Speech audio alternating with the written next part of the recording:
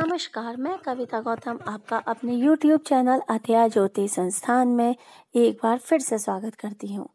आज हम बात करने वाले हैं नव वर्ष 2022 में भारत की राजनीतिक, आर्थिक और महामारी के पहलू से क्या स्थिति बनी रहेगी।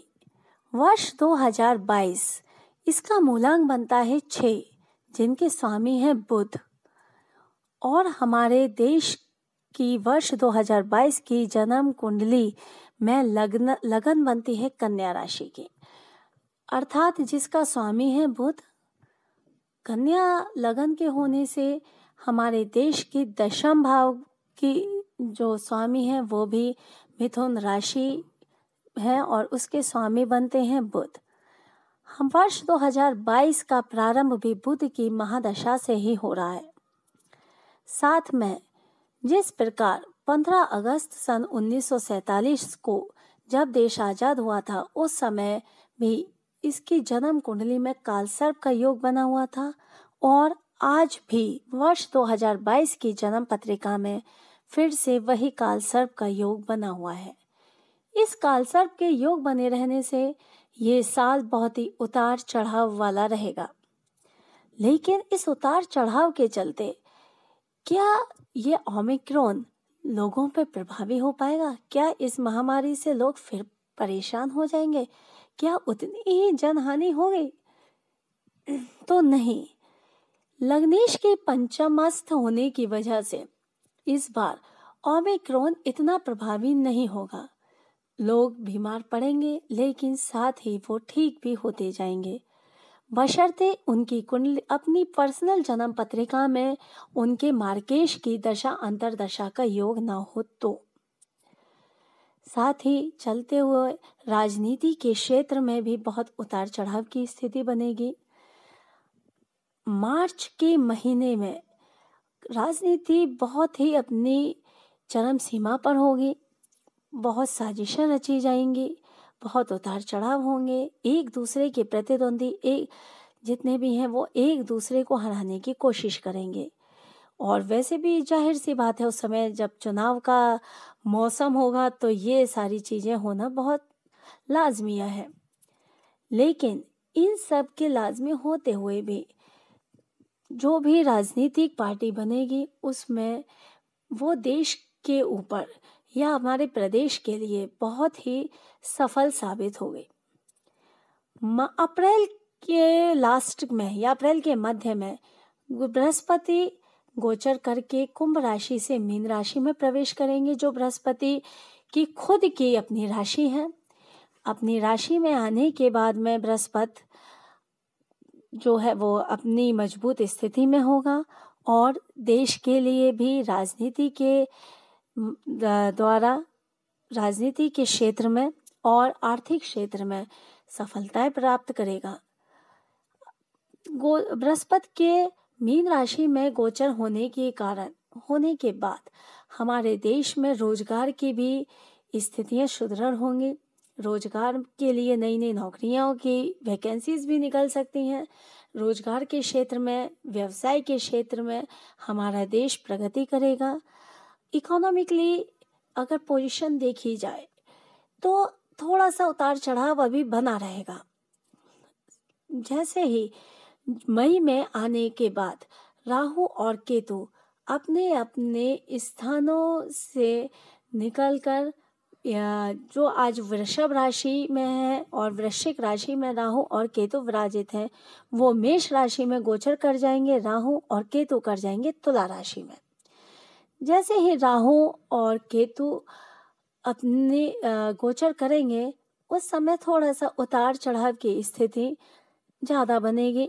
देश के लिए इकोनॉमिकली कुछ परेशानियां भी हो सकती हैं, और परेशानियां होने के बाद अचानक से ही देखा जाए तो नए नए स्रोत भी खुलेंगे।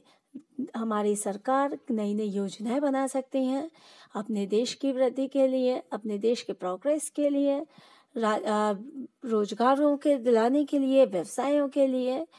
पड़ोसियों देश से भी संपर्क कर सकते हैं, उनसे संपर्क साधना शुरुआत करेंगे और अपनी मीटिंगें रख कर कुछ ना कुछ देश के लिए बहुत अच्छी योजनाएं बनाएंगे जो देश के लिए बहुत सफल साबित होंगे। यहीं पर ही देखा जाए तो गुरु के मीन राशि में आने पर ओमिक्रॉन भी धीरे धीरे कम होता जाएगा और जुलाई के आते ही जहाँ ओमिक्रॉन के समाप्त होने की स्थिति बन जाएगी। जुलाई में यानी जून लास्ट या जुलाई में ओमिक्रॉन से आप सभी का, या ये कह सकते हैं महामारी से ही हम सबको निजात मिलना शुरुआत हो जाएगी, निजात मिल जाएगी और हम इस पर हावी होकर जीत हासिल करेंगे। हमारे देश के लिए प्रतिद्वंदी हैं जितने अड़ोसी पड़ोसी देश, जितने भी विरोधी देश हैं, वो हमारे देश के लिए साजिशें करेंगे और हमें समस्याएं खड़ी होंगी। इसके साथ क्या ये विरोधी देश हमारे ऊपर हावी होंगे? नहीं, हमारे देश अपनी बौद्धिक क्षमता के आधार पर इन देश विरोधी देशों को परास्त कर देगा और अपना एक अलग अस्तित्व बनाएगा, अपना एक अलग वजूद बनाएगा।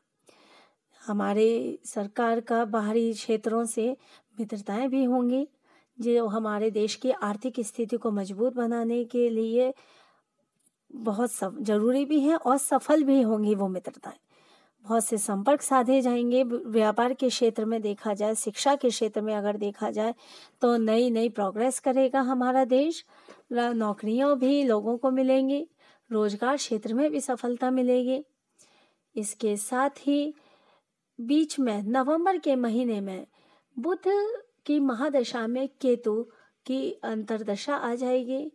वो थोड़ा सा उथल पुथल फिर नवंबर के महीने में हो सकती है, जिसमें विरोधी अब अपने आप को पावरफुल बनाने की कोशिश करेंगे, लेकिन वहीं फिर दोबारा से सूझबूझ के साथ हमारा देश अपनी स्थिति को सुदृढ़ करके अपनी सूझबूझ से उन लोगों को, यानी विरोधी देशों को, या अपनी मित्रों के साथ में मित्रों के सहयोग से उन पर उनकी स्थिति को खराब करेंगे और उनके ऊपर हावी होंगे, यानी अपनी जीत हासिल करेंगे और अपनी परेशानियों का अंत करेंगे।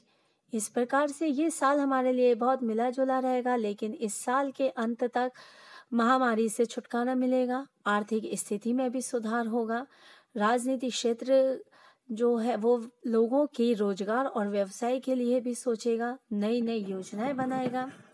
इस तरह हमारा देश कुल मिलाकर के बहुत ही वर्ष 2022 में एक मुकाम हासिल करने की कोशिश करेगा, जो हमारे देश के लिए बहुत ही फलदायक है। इसी के साथ हर प्रत्येक 12 राशियों के लिए हमारे वर्ष 2022 कैसा रहेगा, इसके बारे में हम अपनी नेक्स्ट वीडियो में चर्चा करेंगे। तब तक के लिए नमस्कार, थैंक यू, धन्यवाद। अगर आपको हमारा ये YouTube चैनल पसंद आया तो प्लीज़ इसको लाइक, शेयर एंड सब्सक्राइब करना ना भूलें और यस कमेंट बॉक्स में लिखना भी ना भूलें। नमस्कार।